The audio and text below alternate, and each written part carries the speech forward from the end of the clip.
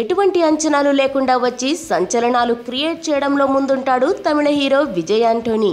తెలుగులో కూడా పాపులర్ అయిన ఈ హీరో నటించిన లేటెస్ట్ మూవీ బేతాళుడు.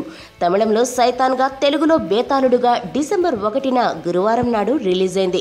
ప్రదీప్ కృష్ణమూర్తి దర్శకత్వంలో సైకలాజికల్ థ్రిల్లర్గా తెరకెక్కిన ఈ మూవీ రిలీజ్ రోజునే సూపర్ హిట్ టాక్ తెచ్చుకుంది. సాఫ్ట్వేర్ ఇంజనీర్గా వర్క్ చేసే విజయ్ ఆంటోనీని గతానికి సంబంధించిన కొన్ని ఆసక్తికర సన్నివేశాలు, గతం తాలూకు అనుభవాలు వెంటపడి వేధిస్తుంటాయి. గతానికి చెందిన అరుంధతి నయర్ అనే అమ్మాయి తాలూకు సంఘటనలు విజయ్ని వెంటాడుతుండడంతో ఆ అమ్మాయి కోసం వేటాడుతుంటాడు. గత జీవితం, ప్రస్తుత జీవితం ఈ రెండింటి మధ్య విజయ్ ఆంటోనీ ఎలాంటి స్ట్రగుల్స్ ఫేస్ చేశాడన్నదే ఈ కథ.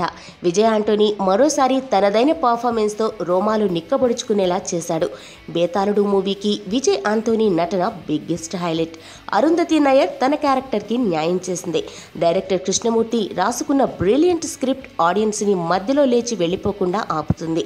ఎక్కడా కూడా బోర్ అనేది ఫీల్ అవ్వకుండా ప్రతి సన్నివేశం ఆసక్తికరంగా తెరకెక్కించిన విధానం నిజంగా మైండ్ బ్లోయింగ్.